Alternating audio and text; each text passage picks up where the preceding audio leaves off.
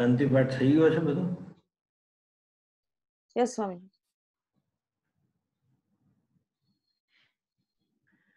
ईश्वरो गुरुरात्मेति मूर्तिभेद विभागिने व्योमवद्व्याप्तदेहाय दक्षिणामूर्तये नमः। अज्ञानतिमिरान्धस्य ज्ञानाञ्जनशलाकया चक्षुरुन्मीलितं येन तस्मै श्रीगुरवे नमः। ओम।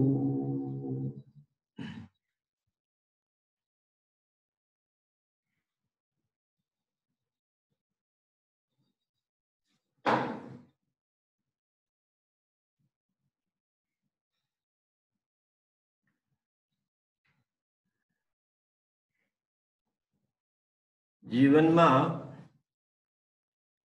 समस्याओं तो रहवानी ज छे। क्यारे एवो समय नहीं आववानो जीवन में कोई समस्या ज न होय।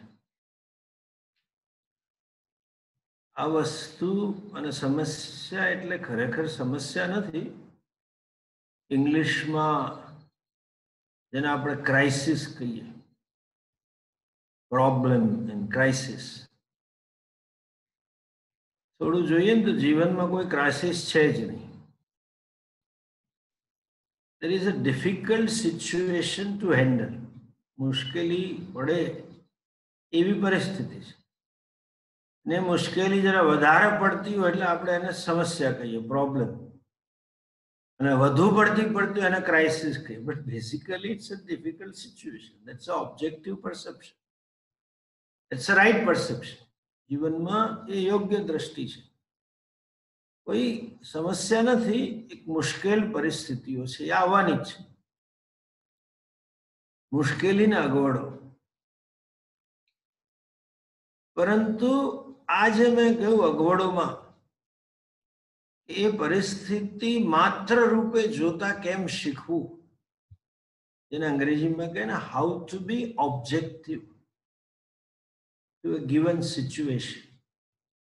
જ્યાં સબ્જેક્ટિવિટી આવે ને ત્યાં જ પ્રોબ્લેમ ને ક્રાઇસિસ થાય। એક પેશન્ટ ડોક્ટર માટે સિચ્યુએશન જ છે ટુ ડીલ વિથ, આવું છે એને આ રીતે એને ટ્રીટમેન્ટ આપવાની છે, આ પ્રોબ્લેમ છે, આ સોલ્યુશન છે, આમાં આટલું આટલું સાઈડ ઇફેક્ટ કે આવા ચાન્સીસ છે, આ રીતે કાઉન્ટર કરવાનું છે। એ પેશન્ટ એની ઘરવાળી હશે, that objectivity is lost. એ જે ઓબ્જેક્ટિવિટી છે ને જીવનમાં, એને વૈરાગ્ય કહેવાય। એક સમજો, વૈરાગ્ય કોઈ ક્રિયા નથી, વૈરાગ્ય એક લાઈફસ્ટાઈલ, જીવની નથી। વૈરાગ્ય એટલે કોઈ વિશેષ વસ્ત્ર પરિધાન નથી। એ બધું જેને કે લિંગ એક્સટર્નલ ચિહ્ન છે, દેટ ઇઝ ટ્રેડિશનલી એવું સ્વીકાર્યું છે। પણ એ વસ્ત્ર હોય તો પણ આ ઓબ્જેક્ટિવિટી જરૂરી છે, અને ના હોય તોય ઓબ્જેક્ટિવિટી હોય તોય માણસ વિરક્ત કહી શકાય છે, સો કોલ્ડ સંસારમાં હોય છતાં। એ જ્યારે હોય બેઝિક, ત્યારે આપણા જીવનની પ્રાયોરિટીઝની ક્લેરિટી સ્પષ્ટતા આવે કે આપણે શું કરી રહ્યા છીએ, શા માટે કરી રહ્યા છીએ અને શું મેળવી રહ્યા છીએ। બીજા શબ્દોમાં કહીએ તો એ ઓબ્જેક્ટિવિટી હોય ને તો જ આંતરિક નિરાંત હોય, જેને અંગ્રેજીમાં કહીએ ઇનર લીઝર। એ ઇનર લીઝર હોય ને એને જ વૈરાગ્ય કહેવાય, અને હોય તો જ સ્વ વિશેનો વિચાર કરવાનો વિચાર ઉત્પન્ન થાય અને સ્વ વિશે વિચારવાની ક્ષમતા મળે। બાહ્ય રીતે ઘણી નિરાંત હોઈ શકે છે, પણ આંતરિક રીતે નિરાંત નથી હોતી। અંગ્રેજીમાં કે આ લોકો the space for myself, એ નથી હોતી। અને સ્વ વિશે સમજવું, જગત વિશે સમજવું, જગતના કારણ વિશે સમજવું, ઈશ્વર વિશે સમજવું, એનું નામ જ ઉપનિષદ અથવા તો વેદાંત. અને ઓબ્જેક્ટિવિટી એટલે શું? જે હું કરી રહ્યો છું કે કરી રહી છું એની મર્યાદાઓ સમજવી,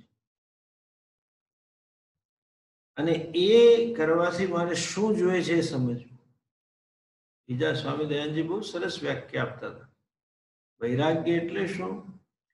To see that there is no connection between what I want and what I am pursuing. મારે જે જોઈએ છે અને હું જે મેળવી રહ્યો છું એ બેની વચ્ચે કોઈ સંબંધ જ નથી. દુખે છે પેટ ને કૂટે છે માથું, એનું નામ જ સંસાર. ઓકે, સંસાર વસ્તુ હોવી કે સંબંધો હોવા નથી, આ અણસમજને જ સંસાર કહે છે. હવે એ જ્યારે મન એમાંથી થોડું ઉપરત થાય ત્યારે માણસના જીવનમાં વાસ્તવિકતા, સત્યનો વિચાર કરવાની અંદર અવકાશ મળે છે, એને સ્પેસ ઊભી થાય છે.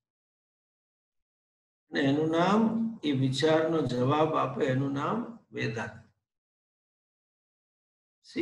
મૂળ, આ બધી સમસ્યાના મૂળમાં જે આપણા માટે સમસ્યા અને કટોકટી, ક્રાઇસિસ બને છે, એના મૂળમાં એક મૂળભૂત સમસ્યા છે સ્વ વિશેની ગેરસમજ.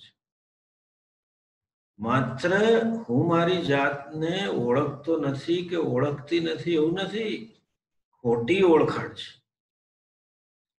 શાસ્ત્રની ભાષામાં કહીએ તો આપણે આપણી જાતને શરીર, મન, ઇન્દ્રિયથી ઓળખીએ છીએ.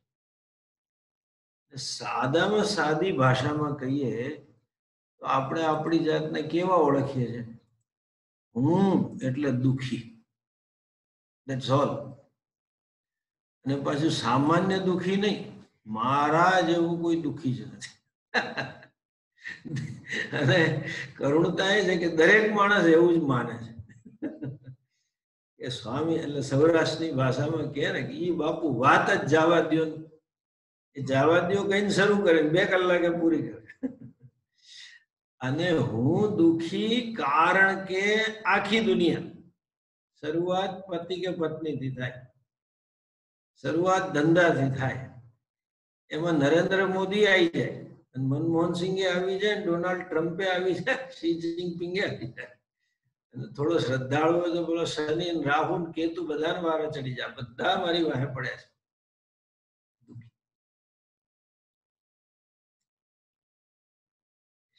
શાસ્ત્ર દર્શન અથવા તો વાસ્તવિકતા એ છે હું પરમ સુખી છું,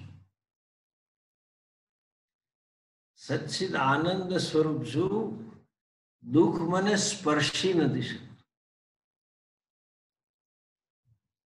આ મૂળભૂત સમસ્યા છે, અને એને દૂર કરવાનો મારી પાસે કોઈ ઉપાય નથી એક્સેપ્ટ શાસ્ત્ર. કારણ શું છે? આ દરેક આપણા ધર્મને સનાતન કેમ કહ્યું છે જરા સમજો. સનાતન એટલે જે દેશ કાળમાં બાધ્ય નથી, not limited, condition by time space.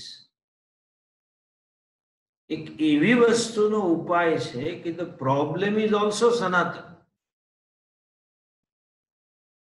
રાવણનો એ જ પ્રોબ્લેમ હતો, દુર્યોધનનો એ જ હતો, અને આપણો એ જ છે. અને આજે દુનિયામાં જે હોય એ જ છે. ભલે એનો સંપ્રદાય કઈ ક્રિશ્ચિયન કે મુસ્લિમ કે જ્યુડાઇઝમ કે એવું કે બુદ્ધ હોય, આપણે ત્યાં ઢગલો છે. હવે તો વ્યક્તિ કેન્દ્રીય સંપ્રદાયો છે બધા, આમાં માનીએ તામાં માનીએ, જેમાં તું માનતો એને ફરિયાદ તો છે જ હું દુઃખી છું, મારે પરમ સુખી થવું છે. એટલે બધા એક લોલીપોપ આપે છે કે અહીં નહીં થવાય, મર્યા પછી થવાય.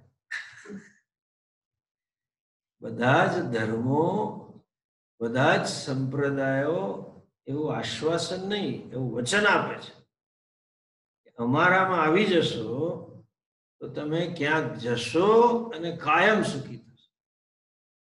માત્ર ને માત્ર આપણા ઉપનિષદ, ભગવદ્ ગીતા, જેને વેદાંત કહેવાય, એ કહે છે ક્યાંય જવાની જરૂર નથી. રાઈટ નાઉ એન્ડ હિયર, અહીંયા જ તું શું. અને એનાથી એક સ્ટેપ આગળ જઈને કહું તો આપણા શાસ્ત્રો બહુ સ્પષ્ટ છે. આપણા શાસ્ત્રોમાં સ્વર્ગનું વર્ણન છે, અને આપણું સ્વર્ગ એ લોકો કરતા સારું છે. મેં બધાના કમ્પેરેટિવ સ્ટડી કર્યા છે. Our heaven is much better than Christian and Muslim and all that. પણ એનાથી ઉપર વાત છે. ભૂ ભુવઃ સ્વઃ મહાજનઃ તપઃ સત્યમ, બ્રહ્મલોકની વાત. એ તો એ લોકોની કલ્પના બહાર છે. આપણે ત્યાં તો ભૂલોકના સુખના એવા વર્ણન છે કે કલ્પી ના શકો. જરા આપણે ઘણી બધી વસ્તુ ઇંગ્લિશમાં કે ગ્લોસ ઓવર, એના પર ધ્યાન ના આપીએ. રાવણ પાસે શું હતું જરા વિચાર કરો. આપણે સાંભળ્યું છે આખી લંકા સોનાની હતી. એટલે કોઈ ઇસ્યુ જ નહીં. કોરોના આવે તો ડોલર વીક થાય તો ગોલ્ડ છે. આખી લંકા સોનાની છે. એની પાસે સત્તા કેટલી હતી કે દેવતાઓ સેવામાં. ઇન્દ્ર દેવતા એની અશોક વાટિકાનો ગાર્ડનર હતો. વરસાદનું ધ્યાન રાખતો. Air condition plant, centrally air condition આખી લંકા હતી, એવું વર્ણન છે. આપણી પાસે એક બિલ્ડિંગ સેન્ટ્રલી એર કન્ડિશન હોય, એક મોલ હોય, સિટી થોડું હોય. સંપત્તિ ભોગમાં વર્ણન છે કે દરેક 4 રસ્તે, આજની ભાષામાં પબ હતા, ફ્રી મળતું હતું. જેટલું પીવો એટલું પી લો, જે ખાવું એ ખાઈ લો. છતાંય એક કારણ હતું જેને આપણે સીતા કહીએ. રાવણ એવું માનતો હતો કે આના વગર હું દુઃખી છું. એટલે ગુજરાતીમાં આપણે રમત રમતા હતા નાનપણમાં, ખૂંચે છે મારા પગમાં કાંકરી ખૂંચે છે, એમ દરેકના મગજમાં ખૂંચે છે. આ આવી જાય ને પછી હું સુખી, આટલા પૈસા થઈ જાય ને પછી હું નવરો, આટલા ખરીદી ભોગના સાધન થઈ જાય પછી નવરો, આવી પોઝિશન થઈ જાય પછી હું નવરો. એમાં ઇન્ડિયન હોય ગૃહસ્થી તો કે બસ આ બાબા લગ્ન થઈ જાય ને પછી હું નવરો. હા, છોકરો ફાઇનલ યરમાં આવે ને એટલે ડોસીમાં જલ્દી ઘરડા થઈ જાય. મારાથી કામ થતું નથી તો કામ વાળી રાખ ભાઈ, ના બહુ લઈ જાય. એ એની સાથે એવો ડીલ કરે. એને એમ થાય કે બસ બહુ આવી જાય ને હેલ્પ સાયલન્સ સાયલન્ટ. એ કે બહુ આવી જાય ને પછી મન શાંતિ. આ જમાનાની બહુ અને તને શાંતિ. એવરીબડી થિંક કે આનું પતે એટલે શાંતિ. આ એક જ, આટલું જ બાકી છે. That is the human problem, the problem. પૈસા ના હોય તોય છે આવું, એકાદ બેન હોય તોય છે, સત્તા ના હોય તોય છે ને, સત્તા હોય તોય છે, ભોગ ના હોય તોય છે ને, થયા પછી છે. શાસ્ત્ર કહે છે તું પૂર્ણ છે. સત્યમ જ્ઞાનમ અનંતમ બ્રહ્માસી. અનંત. આપણા બધા લોકને ભોગ આપે છે અહીંયા ને બ્રહ્મલોકમાં, એ લોકોના કાંઈ નથી. છતાંય શાસ્ત્ર કહે છે કે ક્યાંય તમે જશો ક્યાંય પાછા આવવાનું છે. ક્યાંય H1 વિઝા કે ગ્રીન કાર્ડ કે સિટીઝનશીપ મળતી જ નથી. વિઝિટર વિઝા જ છે. ખુદ ઇન્દ્ર વિઝિટર વિઝા પર છે. સ્વર્ગે પોતે અનિત્ય છે. આ બ્રહ્મ ભુવના લોકાહ પુનરાવર્તિનો અર્જુન અનિત્ય તે તમ ભુક્ત્વા સ્વર્ગ લોકમ વિશાલમ ક્ષીણે પુણ્ય મર્ત્ય લોકમ. એવું કોઈ લોક જ નથી. એ જયારે સમજાય કે હું ત્યાં જઈશ તો આ જ રહેવાનું છે. પેલા જેવું છે. આ બધા આપણા ગુજરાતીઓમાં ઘણા લોકોને એવી ચડીઓ છે, અમેરિકા અમેરિકા દેવા કરીને ખેતરો વેચીને કે ગાલ કુસળ કરીને પહોંચી જાય. એવું માને કે ત્યાં ગયા એટલે આપણે કૃતકૃત્ય થઈ જશું. ત્યાં બીજી સમસ્યા કઈ છે નહીં એવું. એટલે હું વિશે જે સમસ્યા છે એનો ઉપાય શાસ્ત્રમાં છે. સાથે સાથે આપણે એવું માનીએ છીએ કે ઈશ્વર ક્યાંક ઉપર જ છે, મારાથી અન્ય જ છે અને ક્યાંક બીજે બેઠો છે, અહીંયા તો નથી. જેને કહે ને લોકલી નોટ અવેલેબલ, અહીંયા ઉપલબ્ધ જ નથી. આપણા શાસ્ત્ર કે છે ક્યાંય બેઠો નથી, તું જ છું, તું એનાથી જુદો જ નથી. જુદો માનીને સંપ્રદાયો કે છે ત્યાં જશો ને એમનામાં ભળી જશો. This itself is self-contradictory state. એક બાજુ એમ કે ભગવાન સર્વવ્યાપી ને અનંત છે, અને બીજી બાજુ કે તમે ત્યાં જશો ને ભળી જશો. આ એના જેવું છે કે તમે રૂમમાં બેઠા હો અને પછી કે આકાશ અનંત છે, પણ તમે બહાર ગાર્ડનમાં જશો ને તો આકાશમાં ભળી જશો. When it is limitless, how can I be away from it? તમે જો એમ કહો અનંત છે તો એ ક્યાંથી મારાથી જુદું હોઈ શકે? ઈશ્વર નિરંતર પ્રાપ્ત છે, અર્થાત હું એનાથી જુદો નથી. આ ઉપદેશ આપે એ વિદ્યાને ઉપનિષદ કહેવામાં. લાસ્ટ ટાઈમ મેં કહ્યું હતું ગ્રંથનું નામ ઉપનિષદ નથી. ઉપનિષદ એ વિદ્યા છે, અને જે વિદ્યા એક શબ્દ રાશિમાં ઉપલબ્ધ છે, જે અત્યારે ગ્રંથ રૂપે છે, એને ગૌણ અર્થમાં in a secondary sense you call the book as Upanishad, because book reveals the knowledge called Upanishad. Reveal the ઇતિહાસ, ઇતિહાસ, આવું જ હતું, આવું જ હતું એવું જ્ઞાન જે ગ્રંથમાં છે, જે શબ્દ રાશિમાં છે, એને ગૌણ અર્થમાં ઇતિહાસ કહીએ. બાકી એ પુસ્તક ઇતિહાસ નથી, એને સેકન્ડરી છે. હવે આ વિષય ભણવાની અને ભણાવવાની આપણા ભારતીય દર્શન, કે આપણે હિન્દુ હોવાની મહાનતા એ છે કે આપણી પાસે આખી પરંપરા છે અને એની આખી મેથોડોલોજી છે. દરેક સમયે દરેક ધર્મમાં કંઈક આવું છૂટક મૂટક વાક્ય મળે છે કે તું ને ઈશ્વર એક છો, કે તું એનું સંતાન છો. આવા કંઈક ચાઉં ચાઉં મળે. એ આપણા વાળા જ પાછા ગોતે કે અમે તમે હરખા, પેલા ના કહેતા હોય. આ પાછા આપણા મોડર્ન પ્રોબ્લેમ છે કે આ બધા ધર્મો સમાન છે, ગાંધીજી શીખવાડી ગયા છે, એટલે આપણે શોધ કરીએ. એ લોકો તો નથી જ માનતા. પણ એ વસ્તુને હસ્તામલકવત આપણને હાથમાં રહેલા ફળની જેટલી સ્પષ્ટ રૂપે દેખાડવી, સમજાવવી, એ આખી જ્ઞાન પરંપરા આપણા શાસ્ત્રમાં છે, એ આપણા હિન્દુ ધર્મમાં છે. ગુરુ શિષ્ય પરંપરા, the whole teaching tradition which has been maintained by number of gurus. કેટલા બધા ગુરુજનોએ વિદ્યા ગ્રહણ કરી અને એમના શિષ્યને પ્રતિપાદિત કરી. They made sure that that fellow gets it. અને એ શિષ્ય પોતે ગ્રહણ કર્યું ને ગુરુજીના, અને એના શિષ્યને આપ્યું. એટલે આપણે શ્લોક બોલીએ, નારાયણમ પદ્મભવમ વશિષ્ઠમ શક્તિમ ચ તત્પુત્ર પરાશરમ વ્યાસમ શુકમ વગેરે મારા ગુરુજી સુધી આવી. એ જ્ઞાન પરંપરામાં કેટલાય આચાર્યોનો ફાળો છે. એટલે સમજો, ગુરુ કોઈ વ્યક્તિ વિશેષ નથી. અને જ્યારે આપણે ગુરુજીને નમસ્કાર કરીએ તો એ શરીર વિશેષ નથી, એ નમસ્કાર આખી પરંપરાને જ. આપણે એના બધાના કૃતજ્ઞ છીએ. એના પ્રતીક રૂપે ગુરુ પૂર્ણિમા, વ્યાસ પૂર્ણિમા કહેવાય. વ્યાસજીના જન્મ દિવસે બધા ગુરુ આવી ગયા. જેમ આપણે ગંગાજીની પૂજા એક ઘાટ ઉપર કરીએ તો આટલું જળ હોય એની જ પૂજા થાય, જે કઈ વહેતું હોય થોડી 5 મિનિટ, પણ આપણે આખી ગંગાની પૂજાની ભાવના.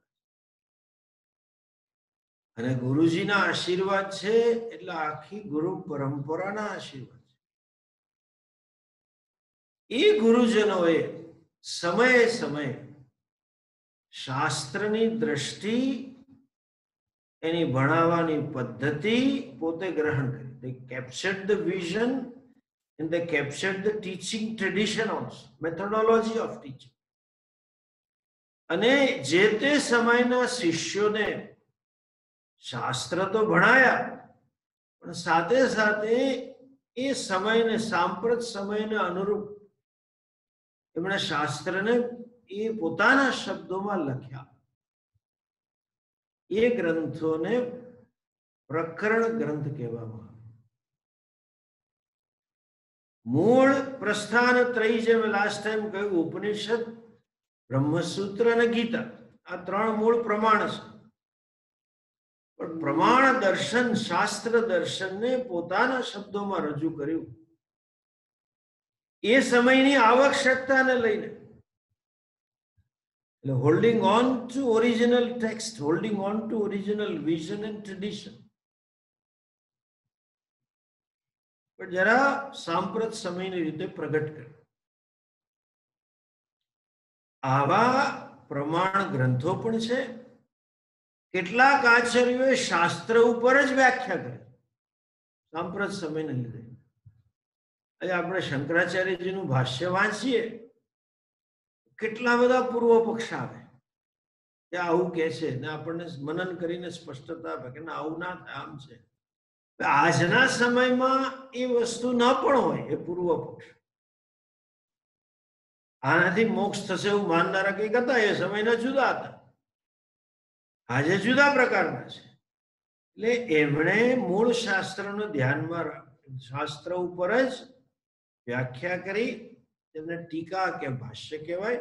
મૂળભૂત રીતે શંકરાચાર્યજીનું જ ભાષ્ય ગણાય છે, રામાનુજાનું પણ છે. અને એમણે એ શાસ્ત્ર દર્શનને પોતાના શબ્દોમાં પણ રજૂ કર્યું. ઉપદેશ શાસ્ત્રી છે, એવા કેટલાય ગ્રંથો છે જે એમને લખિત માનવામાં આવે છે. એવો જ એક ગ્રંથ છે આ પંચદશી.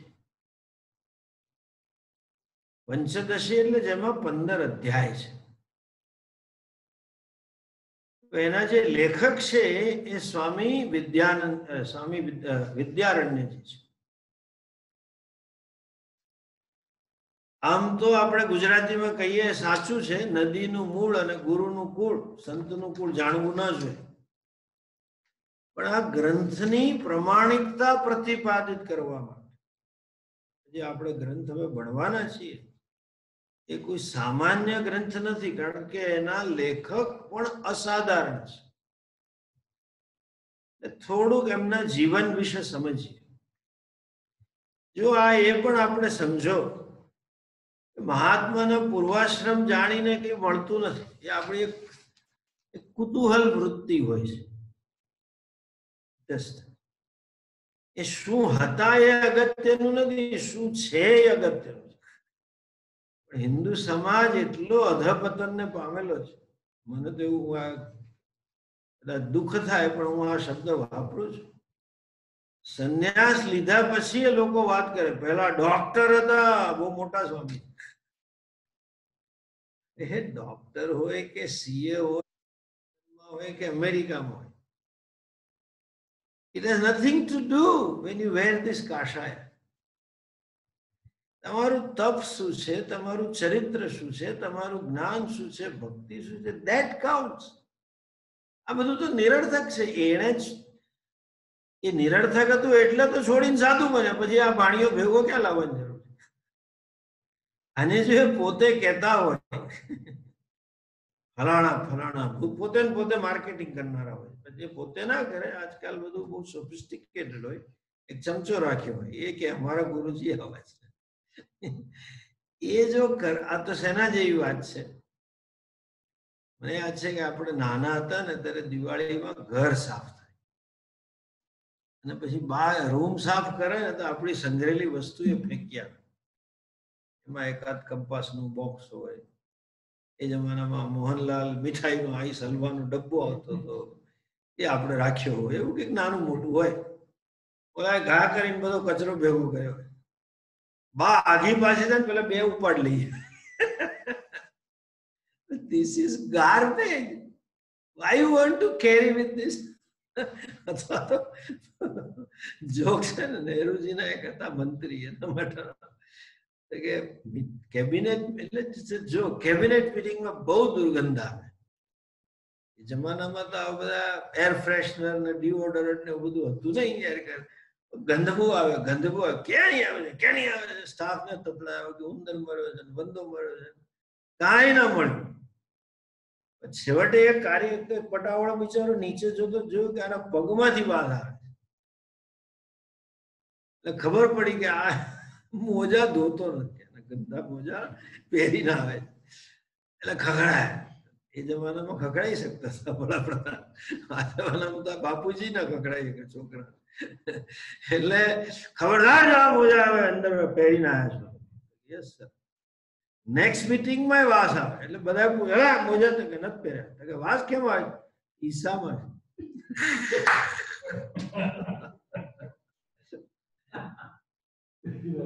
એ ખિસ્સામાં રાખ્યું પેલું ડોક્ટર ને engineer. That's not a point.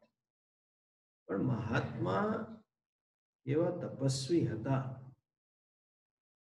કેવા વિદ્વાન હતા, એવી એમની ભક્તિ તપ ચરિત્ર હતું, જેથી કરીને આ ગ્રંથ એવા મહાપુરુષે લખ્યો છે. ત્યારે લખનાર પ્રત્યે આપણને આદર થાય તો ગ્રંથ પ્રત્યે પણ આદરથી આપણે ભણીએ. એટલા માટે થોડું જાણવાની જરૂર છે. જે ભગવદ્ ગીતા પોતે જ સરસ દર્શન મહાન છે, તો આપણે ભણવા કેમ વધારે પ્રવૃત્તિ? શરૂઆતમાં જ્યાં સુધી દર્શન સમજાય નહીં ત્યાં સુધી સાક્ષાત કૃષ્ણ ભગવાને કહ્યું, નન એલ્સ, નન અધર દેન. આવો મહાન ગ્રંથ છે. નારાયણેન સ્વયં પાર્થાય પ્રતિબોધિતામ ભગવતા નારાયણેન સ્વયં. નારાયણે કહ્યું. અને પાછા નારાયણ કહે છે ગીતા મેં હૃદયમ પાર્થ. એ અર્જુન મારું હૃદય તને આપું છું. ત્યારે થાય કે ગ્રંથ મહાન છે. વિદ્યારણ્ય સ્વામીજી એમની મહાનતા સમજીએ તો આ પંચદશીની મહાનતા સમજીએ. કેમ પરંપરામાં બહુ ભણાવવામાં આવે છે. બીજું કારણ એ ખરું કે આવું આપણે મુસલમાન જેવું જુમ્મે કે જુમ્મે એવું હોય નહીં ભણવામાં. આપણે તો સોમવાર ટુ સોમવાર એક ક્લાસ ભરી લીધો. પેલામાં તો 24 કલાક આ જ ધંધો હોય. ઉઠીને ભણવાનું, સુતા પહેલા ભણવાનું. બાકી આ વીકલી એક ક્લાસમાં તો આ મહાભારત છે. પંચદશી પૂરું કરું, 15 અધ્યાય છે. એટલે કદાચ તમારા પૌત્રને મારો પૌત્ર શિષ્ય ભણાવતો હશે આ પંચદશી. આ રીતે આપણા માટે. એટલે આપણે તો સિલેક્ટેડ ચેપ્ટર જ લઈશું. બધા અધ્યાય તો ભણી પહોંચી જ નહીં વળાય. અઠવાડિયે એક ક્લાસ લો તો એક અધ્યાય એક વર્ષ 2 વર્ષ હાલશે. એનીવે, એ મહાપુરુષ કર્ણાટકમાં તુંગભદ્રા નદી પાસે એમનું એક ગામ છે, ત્યાં જન્મ હતો. પૂર્વાશ્રમનું નામ માધવ અને માધવ તીર્થ અને માધવાચાર્ય વગેરે. અને એ કૃષ્ણ યજુર્વેદની તૈત્રીય શાખાના બોધાયન સૂત્રના ભારદ્વાજ ગોત્રમાં પવિત્ર અને વિદ્વાન તપસ્વી બ્રાહ્મણના સંતાન હતા. ગાયત્રીના ખૂબ અત્યંત પ્રબળ ઉપાસક. જરા થોડું ગાયત્રી વિશે પણ સમજો. આ એક એવો મંત્ર છે કે જે આજે પણ, એ જમાનામાં તો બ્રાહ્મણો માટે આવું હતું, કયો વેદ ને કઈ શાખા, અલગ અલગ વેદ ને અલગ અલગ શાખા હોય. તો એ ગમે તે વેદ હોય, ગમે તે શાખા હોય, તો ગાયત્રી જપ તો વિહિત હતો બધા માટે. અને આજે પણ કોઈ પણ વૈદિક સનાતન સંપ્રદાયોના મઠાધિપતિ હોય કે એના બાવા જે હોય તે, એ લોકો આજે ગાયત્રી કરે. ભલે મંત્ર દીક્ષા પોતાની જ આપે. They are supposed to do. Swaminarayan સંપ્રદાયમાં સંન્યાસી નથી, સાધુ છે, એટલે શિખા છે, ચોટીની યજ્ઞોપવિત. એ લોકોએ ગાયત્રી કરવી પડે. વૈષ્ણવ બાવાશ્રીઓ પણ આજે ગાયત્રી કરે, સંપ્રદાય કોઈ પણ, જ્યાં સુધી દશનામી સંન્યાસી ન લો ત્યાં સુધી ગાયત્રી જપશે. અને બધાને છે. રામ ભગવાન રામ પોતે કરતા હતા એવો ઉલ્લેખ વાલ્મીકીમાં છે. ભગવાન શ્રી કૃષ્ણ અંત સમય સુધી કરતા હતા. દ્વારિકાના સમુદ્ર પર જઈને સૂર્યને અર્ઘ્ય આપીને પ્રાતઃ સાયં સંધ્યાને ગાયત્રી જપ કરતા તેવું શ્રીમદ ભાગવતમાં છે. અને કંસને માર્યા પછી ભાગવતમાં વર્ણન છે બધું. ઉગ્રસેનનું રાજ્ય બની ગયું અને દેવકી વસુદેવને કહે છે કે હે નાથ, સંજોગના અનુસાર આપણે આપણા બાળકને ગોવાળિયા પાસે રાખવો પડ્યો, એ અસંસ્કૃત રહ્યો, એને સંસ્કાર આપો અને ગુરુ પાસે મોકલો ગાયત્રી, જેથી કરીને ગાયત્રી ઉપાસના અને વેદ ભણે.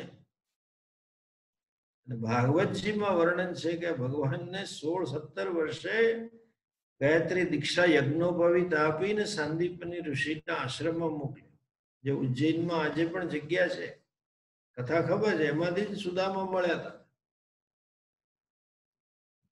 કેવા આપણા મહાન પૂર્વજો હશે. આજના ગુરુ એમ કે અમારો જ મંત્ર કરો ને આ જપ કરો ને પેલો કરો ને બીજા નહીં કરો ને, એવું કશું જ એમણે કહ્યું નથી. એમણે એક જ કહ્યું કે ગાયત્રી કરો. અને શું અર્થ છે મંત્રનો? નહ ધિયઃ પ્રચોદયાત. બાકીના બધા એડવર્બ અને એડજેક્ટિવ્સ છે. હે પરમાત્મા, અમારી બુદ્ધિ શુદ્ધ રાખજે, અમારી બુદ્ધિને યોગ્ય દિશા, યોગ્ય સમજણ આપજે. અને એ બધું જ આપી શકે એવું છે. મોક્ષ અને અભ્યુદય એના પ્રખર ઉપાસક હતા. અને એવું વર્ણન છે કે એમને દારિદ્ર્ય ખૂબ હતું, એક ટંક ખાવાના પણ તકલીફ હતી. હવે આમાં ઘણી બધી જુદી કથાઓ છે, ઓકે, કારણ કે આપણે ત્યાં ડોક્યુમેન્ટેશન છે નહીં. પરંપરામાં અમુક પુસ્તકોમાં કંઈક આ રેફરન્સ મળે ને અમુક માં મળે ને, એટલે હજુ સિંક્રોનાઇઝ ડેટ ને ફાઇનલ નથી. પણ એવું કહે છે કે દરિદ્ર ખૂબ હતા. એટલે થોડી એમને વ્યક્તિગત જીવન તપસ્વીનું હતું, પણ પત્ની અને બાળકો માટે he wanted some wealth. એ પણ એમણે ગાયત્રી માતા પાસે માંગી, પોતાના માટે જ્ઞાન અને આ માંગ્યું, પણ કશું દર્શન ના થાય. છેવટે પૂર્વજન્મના સંસ્કાર કંઈક હશે, જાગૃત થયા પ્રબળ, એટલે એમણે નક્કી કર્યું કે સંન્યાસ લઈ લેવું છે. સંન્યાસ લે એટલે વિસર્જન થઈ જાય, ગાયત્રી જપ કરવાનો ન રહે. એ સમયે ગાયત્રી માતા પ્રગટ થાય છે કે માંગ માંગ, હું તને 10 લક્ષ્મી નામ તે આપું. એટલે કે જયારે જોઈતી હતી ત્યારે ના આપી, હવે તો મારું કોઈ છે નહીં, મારે જોતી નથી. એટલે તો એ માતાએ કહ્યું કે હું આવીશું તો મારે તો તને આપવો જ પડશે આશીર્વાદ. કે મેં તો વિદ્યાની જ માંગણી કરી હતી કે તને ખૂબ વિદ્યા મળશે. અને પેલો કે લક્ષ્મી તો કે મારે જોતી જ નથી. કે સારું, તું જેના પર કૃપા કરીશ એને બધું મળશે શ્રી.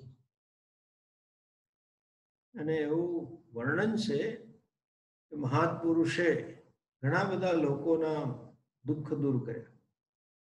અને જયારે જોયું કે પછી જોયું કે પહેલા તો વિરક્ત માનસ હતું કે પ્રજા ખૂબ પીડાય છે, મુસલમાનોનું શાસન હતું.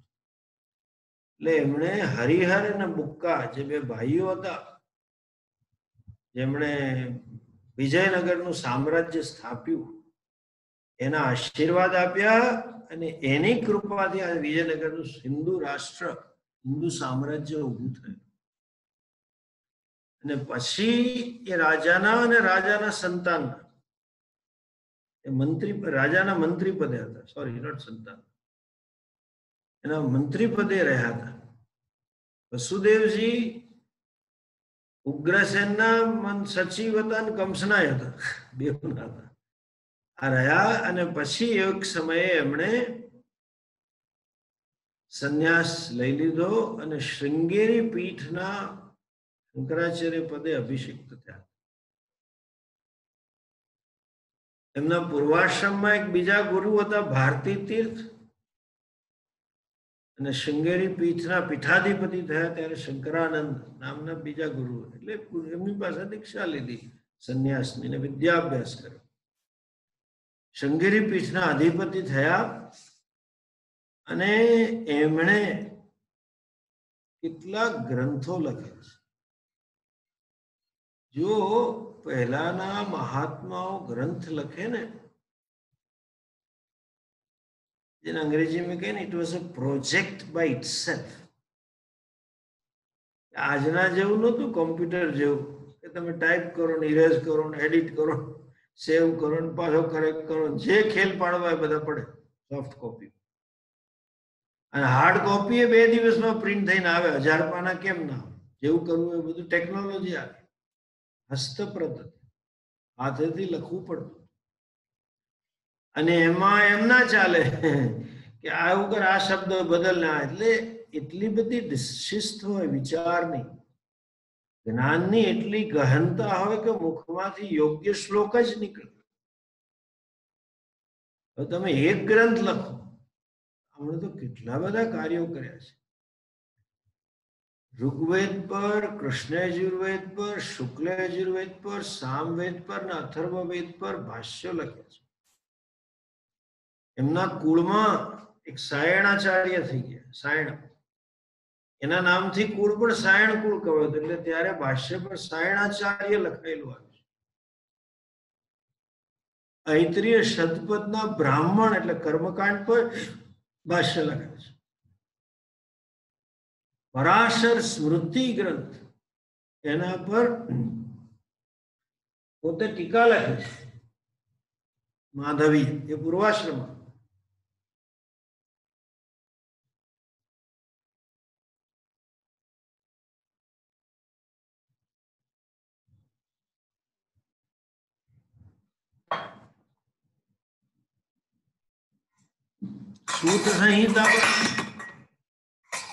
સૂત સંહિતા પર ટીકા લખે છે. આયુર્વેદમાં રોગ નિદાન નાડી વિદ્યા પરથી કેમ કરવું, એના ચિહ્ન જેને કહે ને, સિમ્ટમ પરથી, ક્લિનિકલ સિમ્ટમ્સ પરથી, એના પર માધવીય નિદાન નામનો ગ્રંથ લખ્યો છે. આપણો વ્યવહારમાં કયા મૂલ્યો પાડવા, એમાં આચાર સંહિતા નામનો ગ્રંથ લખ્યો. વ્યવહાર માધવ છે. કુળ બ્રાહ્મણ ક્ષત્રિય વૈશ્ય પોતાના કુળના અનુરૂપ કયા કર્મો કરવા ન કરવા, એનો પણ માધવાચાર નામનો ગ્રંથ છે. વ્યાકરણ પર, કર્મકાંડ ઉપર, વેદ ઉપર, બધા પર ગ્રંથ લખે છે. અને છેવટે જયારે ત્યાં પીઠાધીશ્વર હતા શૃંગેરી પીઠના, ત્યારે એમણે આ પંચદશી નામનો ગ્રંથ લખ્યો. એમાં પણ હવે 2-3 ઇન્ટરપ્રિટેશન છે કે એમણે પહેલા 6 જ અધ્યાય લખાયા છે, અને પછી એમના ગુરુએ લખ્યું કે કોઈ કે છે એમના શિષ્યએ લખ્યું કે જે હોય તે, પણ ગ્રંથની ભાષા, એની શૈલી, એની ગહનતા અને પરંપરાને વળગીને પ્રતિપાદિત કરવાનું, એ જોતા એવું લાગે છે એમણે લખ્યો અથવા એમના શિષ્યએ લખ્યો હોય તોય એના જેવો જ હશે. એમણે હશે તૈયાર કર્યો છે. આપણે સૌરાષ્ટ્રની ભાષામાં કહીએ ને, ભાઈ રોટલામાં રસ છે, ટીપણામાં રસ નહીં નાખો. જેને લખ્યો, પણ આપણામાં તો મહાત્મા જ છે, આચાર્ય છે, ગુરુજન છે, અને કરુણાથી પ્રેરાઈને લખ્યો છે. એટલે પરંપરામાં ઋષિકેશ, હરદ્વાર બધા પંચદશીનો ખૂબ અધ્યાય અધ્યપન શરૂઆતમાં થાય છે. પ્રકરણ ગ્રંથનું વ્યાખ્યા આપતા શ્લોકો અને વ્યાખ્યાઓ છે, જે ગઈ વખતે થોડી જોઈ હતી. પહેલી વસ્તુ સમજો, પ્રકરણ ગ્રંથ હંમેશા મૂળ શાસ્ત્ર અવલંબિત, ઉપનિષદ, ગીતા અને બ્રહ્મસૂત્રને અવલંબિત, પરંતુ શાસ્ત્રની દ્રષ્ટિ એનો એક પક્ષ મુમુક્ષુને વિસ્તારપૂર્વક સમજાવે, એક મુદ્દો વિસ્તારથી ચાલતો. એટલું જ નહીં, એ વિશેનું મુમુક્ષુજનોને સ્પષ્ટ જ્ઞાન મળે, એને આનુષંગિક ઉપદેશ પણ આપે. સાથે સાથે શાસ્ત્રની અંદર, મૂળ શાસ્ત્રમાં અધિકારીત્વનું વિશદ વર્ણન નથી કે અધિકારી કેવો હોય છે. એનું એક બે શબ્દો હોય, કારણ કે અધિકારી વગર કોઈ ભણવા જ નહોતું આવતું. અને મોટાભાગના લોકો આમે ગૃહસ્થી અધિકારી હતા, એટલે એની આવશ્યકતા નહોતી. પણ આવા પ્રકરણ ગ્રંથમાં ઘણીવાર અધિકારીત્વનું વિસ્તૃત નિરૂપણ હોય, મોક્ષનું પણ વિસ્તૃત નિરૂપણ હોય, તત્વનું પણ એક વિસ્તૃત નિરૂપણ હોય, એક પ્રક્રિયા દ્વારા, પંચકોશ પ્રક્રિયા દ્વારા હોય કે અવસ્થાત્રય પ્રક્રિયા દ્વારા હોય વગેરે. એ વિશેષ એનો વિષય અંગે વિસ્તૃત પાછો તર્ક પણ હોય એમાં, અને એમના સ્વાનુભવનું પ્રતિબિંબ એમની શૈલીમાં, એમના વાક્યોમાં જોવા મળે. આ પ્રકરણ ગ્રંથ છે. પ્રકરણે તુ શાસ્ત્ર નિર્ણિત અર્થ યુક્ત્યા સ્વાનુભવેન ચ પરિપોષ્ય, નરિશિંગ it by that logic and by their own experience, bodhayitum shakyate anusthana prakarascha sadhana prakarascha sadhakanam anugrahaya. સાધકો પર અનુગ્રહ કરવા માટે અનુષ્ઠાન કરવાની વસ્તુની વિષયો, સાધનાના વિષયો વિસ્તરેણ બોધયિતુમ અપિશક્યતે. શાસ્ત્ર એક દેશ સંબંધશ્ચ, શાસ્ત્રનો એક મુદ્દો વિસ્તારપૂર્વક જેને કર્યું હોય તો શાસ્ત્ર કાર્યાંતરે સ્થિતમ. આ પ્રકરણ ગ્રંથ છે.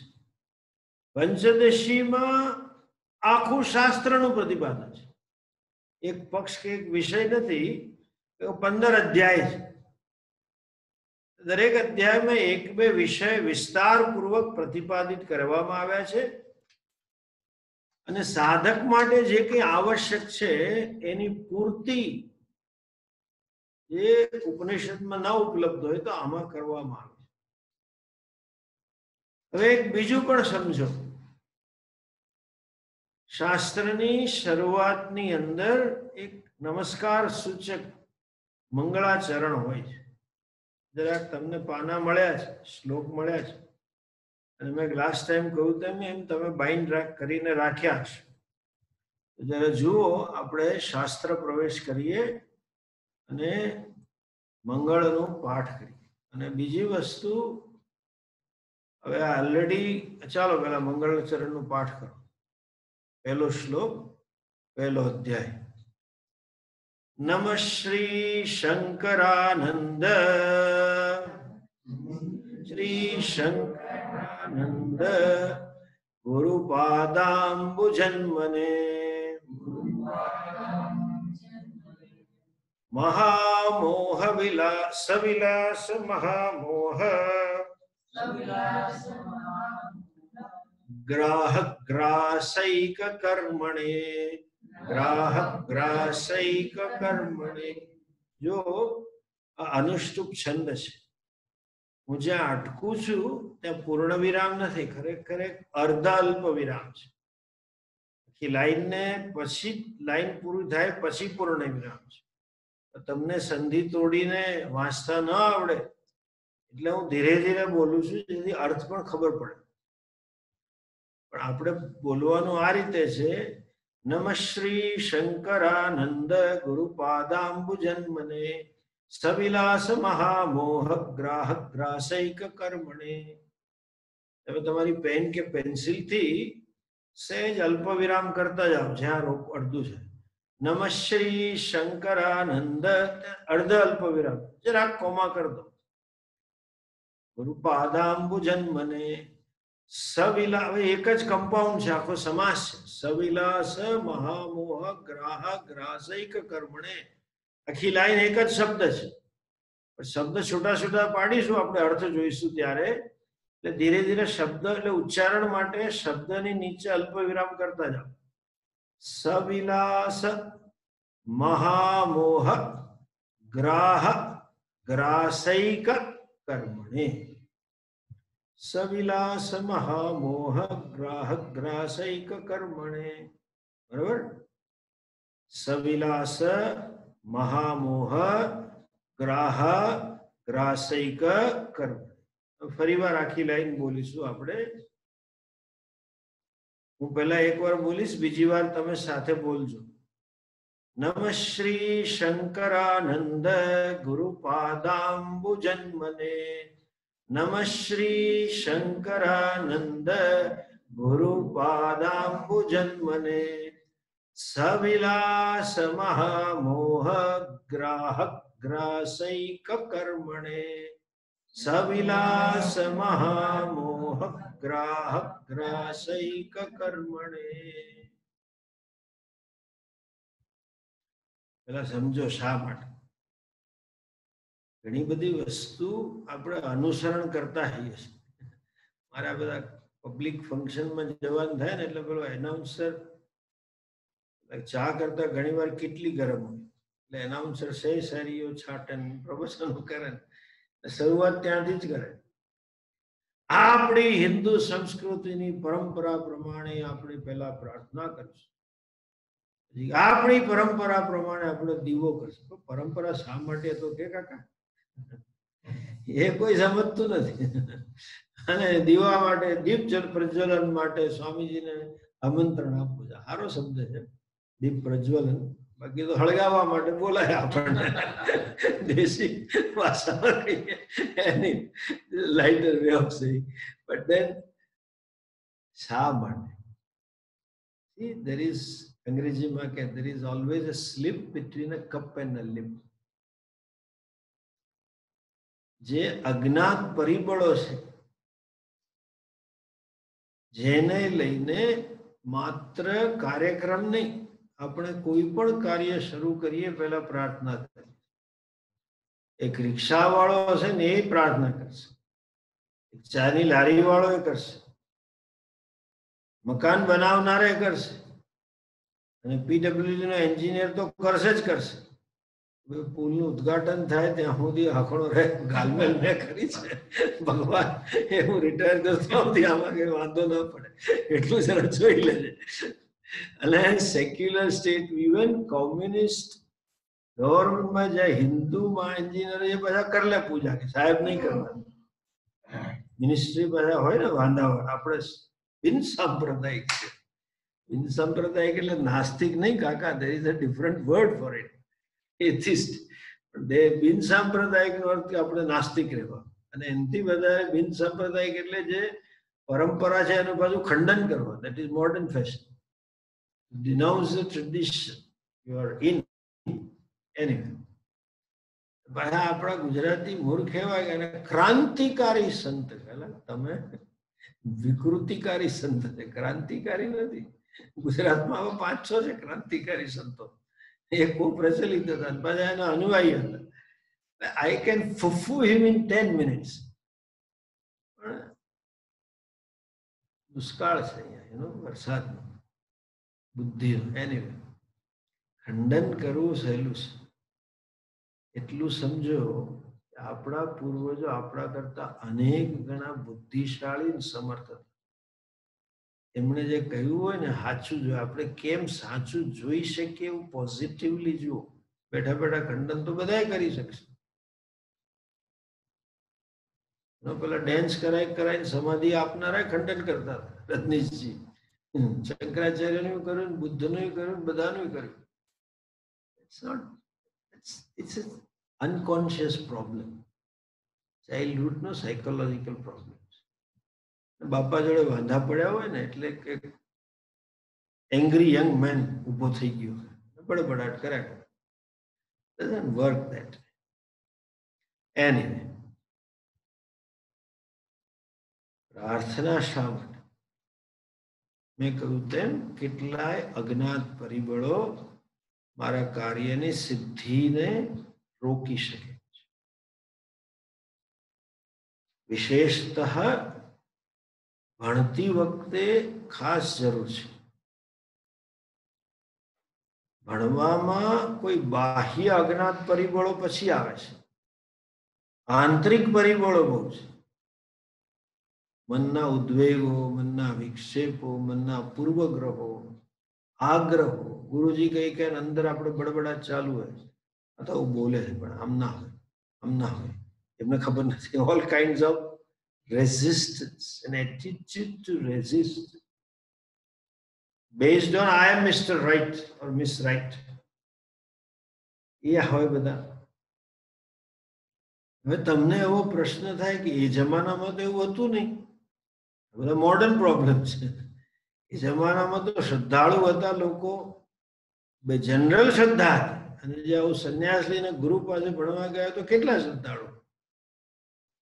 પ્રાર્થના એટલા માટે છે અભ્યાસક્રમમાં કોઈ વિઘ્ન ના આવે. શારીરિક માંદગી, બાહ્ય સંયોગિક કઈક પરિસ્થિતિ બગડી, એવું ના થાય જેથી આ ભણવાનું અટકે.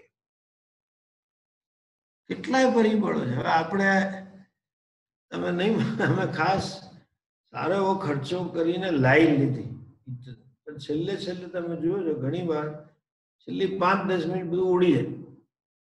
2-4 જણાને પૂછ્યું હતું કે સ્વામીજી આ કોરોનાને લીધે બધા આ ટાઈમે લોગિન આટલા બધા થતા હોય એટલે સ્પીડ ઘટી જાય.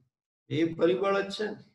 પછી પડ્યા વોટ્સએપ ફોરવર્ડ કરવા, બેઠા બેઠા એટલે જમ્પો ને, તમારે કઈ કામ ધંધો નથી તો બીજાને તો છે જ. મારે દર અઠવાડિયે 1-2 ગ્રુપ કાઢવા પડે. મારા એને ક્યાં નંબર ફરતા હોય તો કોઈ એને ચડે એટલે મારું નામ નાખે, મને બધો ઉકરડો પાસ કરે. પછી હું અઠવાડિયું જોઉં, પછી ધીરે નીકળી જાઉં. એટલે પણ people are online, you never imagine કે આવું થઈ શકે. કેટલાય સમસ્યાઓ છે. બીજી વસ્તુ, જ્યારે ગ્રંથ લખે તો આચાર્ય લખનારની હંમેશા ઈચ્છા હોય કે આ અધિકારીને પ્રાપ્ત થાય. એ જમાનામાં કેટલાય ગ્રંથો બકરા ખાઈ ગયા, ગાય ખાઈ ગઈ, અગ્નિમાં સળગી ગયા. શંકરાચાર્યજીનું જે ચિત્ર છે ને મારી પાછળ, એમના એક નાના શિષ્ય હતા પદ્મપાદાચાર્ય. એ પદ્મપાદાચાર્યજીએ શંકરાચાર્યજીના બ્રહ્મસૂત્રના ભાષ્ય ઉપર ટીકા લખી. લખવું એ જમાનો must have taken number of years and discipline. તમારા પાસે 100% જ્ઞાન હોય ને તો તમે બોલો ને તો માંડ 3% બહાર આવે, અને લખો તો 1% થી ઓછું એક્ઝેક્ટ નીકળે. એટલું બધું અગાધ સાગર, અને કેટલી મહેનત કરીએ છે તાલપત્ર પર. આજથી 1200 વર્ષ પહેલા લખીને પહેલા 5 સૂત્ર લખ્યા એમણે, અને પછી ગુરુજીને બતાવ્યું કે હું આગળ વધુ, તમે જોઈ લો, અને હું યોગ્ય છું ને, આઈ હેવ કેપ્ચર્ડ યુ પ્રોપરલી. એમણે આખું શંકરાચાર્યજીને સંભળાવ્યું. એના પર એમને જે કઈ ચર્ચા કરી હશે, હજી ગ્રંથ લખ્યો આગળનો, 555 સૂત્ર છે. એ આખું પૂરું કરીને એને થયું કે હવે હું જરાક થોડુંક પગ છૂટો કરું, યાત્રા કરું ને ઈશ્વરનો આભાર. ને એમાં ગયા. એના કાકા કઈક હતા, એ પેલા દ્વૈતી નતા, એને આખી ઝૂંપડી સળગાઈ કાઢી, એવી કથા છે. આખો ગ્રંથ ગયો. એટલા વર્ષોની મહેનત નકામી ગઈ. આવનારી આપણી પેઢીઓ આજે એ જ્ઞાનથી વંચિત રહી. ખુદ સ્વામી દયાનંદજીમાં એવું થયું. એમણે બ્રહ્મસૂત્ર પર ઘણું બધું લખ્યું હતું. ઋષિકેશની કુટીરમાં આગ લાગી તો પૂરું થઈ ગયું, પછી એ લખાયું જ નહીં. પણ શંકરાચાર્યજીના પાછા એને પીડા વ્યક્ત કરી તો શંકરાચાર્યજીએ કહ્યું કે મને પેલા તારે 5 સૂત્રની ટીકા યાદ છે, લખી કાઢાલ, હું તને ડિક્ટેટ કરું. એની મેધા શક્તિ કેવી હશે. તો આજે પંચપાદિકા, પદ્મપાદાચાર્ય પંચપાદિકા આજે ઉપલબ્ધ છે. 5 સૂત્ર એટલે 3 શબ્દના 5 વાક્ય છે. અને એના પર શંકરાચાર્યનું ભાષ્ય અને પદ્મપાદાચાર્યજીની ટીકાનું 1400 પાનાનું પુસ્તક છે. વિચાર કરો કેટલું લખ્યું. અજ્ઞાત પરિબળો, વિઘ્નો, જેને કહે ને અનનોન ફેક્ટર્સ, એના ઉપશમન માટે પ્લસ લખેલો ગ્રંથ યોગ્ય વ્યક્તિને મળે. એ જ્ઞાન જેના માટે લખાયું છે એ વ્યક્તિને ઉપલબ્ધ થાય. હવે કેટલાય ગ્રંથો છે કે જે અચાનક જ મળી ગયા છે, ઇન્ક્લુડિંગ આપણે જે તત્વબોધ ભણ્યા એમ જ એક્સિડેન્ટલી એક મહાત્મા કોઈ હરિદ્વારમાં હતા, કેશવાનંદજી, એમને સમાધિ લીધી. એમનો કોઈ શિષ્ય એવો વિદ્યાવ્યાસંગી નહોતો, તો એમણે જતી વખતે કહ્યું કે આ આશ્રમને ગાદી તારી, પણ આ બધા પુસ્તકો દયાનંદજીને આપજે. દયાનંદજી પાસે એ પુસ્તકો પડી રહ્યા, કારણ કે એમને કઈ બ્રહ્મસૂત્ર બધું ચાલતું હશે 2-3 વર્ષ. ક્યાંથી ક્યાં નિમિત્ત બને ઈશ્વર કૃપા. એમાં ફિજીથી એક મહાત્મા ફિજી વાળા કહે છે મને 10-12 દિવસમાં વેદાંત દર્શન મને ઉપદેશ આપો, મારે જવું છે પાછા. સ્વામીજી કે 12 દાડા તને હું સમજાવું ભાઈ, તને કે મને ટાઈમ નથી. સ્વામીજી કહે છે કે તારા માટે ટાઈમ નથી, તું સંન્યાસી લીધો છે, તારે માટે તો મોક્ષ મેળવો. કે ના, મને ટાઈમ નથી. એમની પાસે તો ત્યારે ઉપનિષદ ને ગીતા ને 2-4 જ ગ્રંથો હતા, બ્રહ્મસૂત્ર ને એવું બધું. એટલે થયું કે લાય પેલા મહાત્મા મોકલે છે એમાં જવું. એમાં તત્વબોધ હાથમાં આવી ગઈ લ્યો. કે તત્વબોધના જૂના પ્રકાશનો જ નથી available. And then it got revived. આવા વિઘ્ન જે કાર્ય સિદ્ધ કરવા જઈએ છે એમાં પુરુષાર્થ હોય આપણો પૂરો, અને યોગ્ય સાર્થક પુરુષાર્થ હોય. પણ મારી બુદ્ધિની મર્યાદાને લીધે કયા પરિબળો મને સહાયક છે અને કયા વિઘ્નકારી છે મારી બુદ્ધિ નથી ખબર. અને કદાચ ખબર હોય તોય મારા સામર્થ્યની મર્યાદાને લીધે I cannot control those known variables also. બધું સમુદ્રિક વાવાઝોડું આવે, ખબર છે કે આવવાનું, તો શું કરી લેવાનું? તમે ટીમ બીમ રાખો તૈયાર, પણ નુકસાન તો થવાનું જ છે. આપણી મર્યાદા છે, એને રોકી નહીં શકાય. અને ઘણા સહાયક હોય પરિબળો, પણ આપણી મર્યાદા છે કે એની પાસે સહાય ન લઈ શકે. એ જે પરિબળો મને વિઘ્નકારી છે એને રોકવા માટે અને સહાયક છે એને કાર્યમાં ઉપયુક્ત કરવા માટે ઈશ્વરની સહાય માંગી. યોગ્ય અધિકારી સુધી આ પુસ્તક જાય, આ જ્ઞાનનો પ્રચાર થાય. અને મૂળ ઉદ્દેશ એ છે કે એ લોકો દુઃખમાંથી મુક્ત થાય. ગ્રંથની રચના કરુણાથી પ્રેરાઈને થતી.